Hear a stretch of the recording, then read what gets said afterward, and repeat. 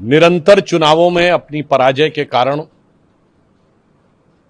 Congress party आज न सिर्फ मानसिक हताशा के दौर से गुजर रही है, परंतु उसी के साथ एक बहुत खतरनाक षड्यंत्र का हिस्सा होती जा रही है।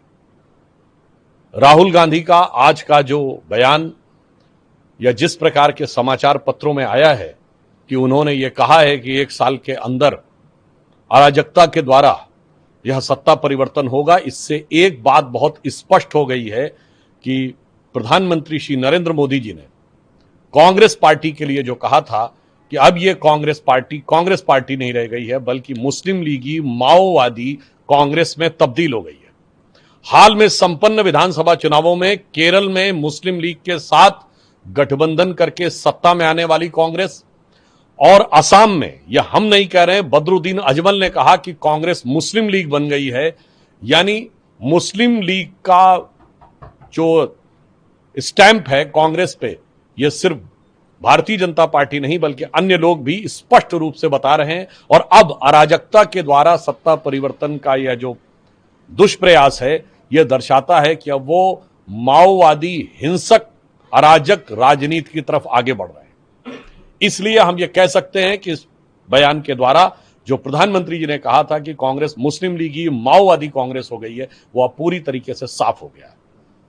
मात्र कुछ दिन पहले प्रधानमंत्री और गृह मंत्री जी के लिए गद्दार शब्द का प्रयोग करने वाले राहुल गांधी जी, उनके खुद के मुंह से जो चीजें निकली हैं, अब देश के हर खुददार नागरिक को समझ में आ रहा है कि असली गद्दार कौन है।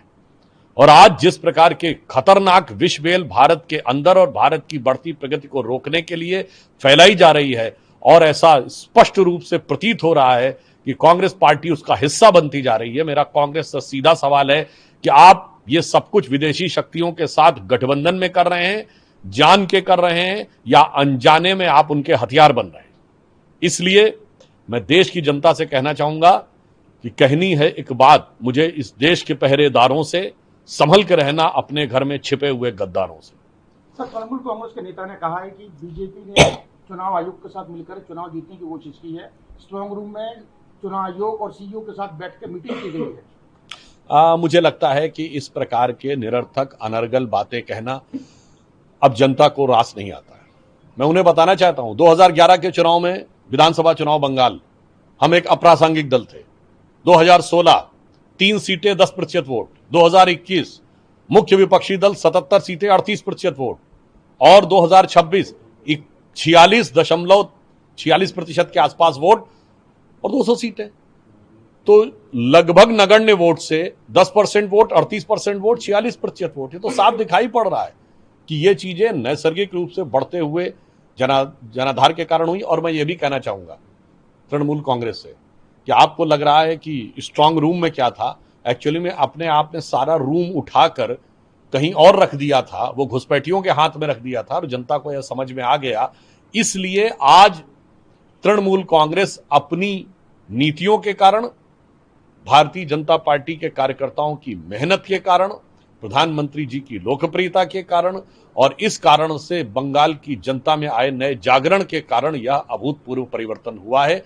यदि इस ऐतिहासिक परिवर्तन को तृणमूल नहीं समझना चाहती तो वो स्वयं इतिहास का पात्र हो जाएगी।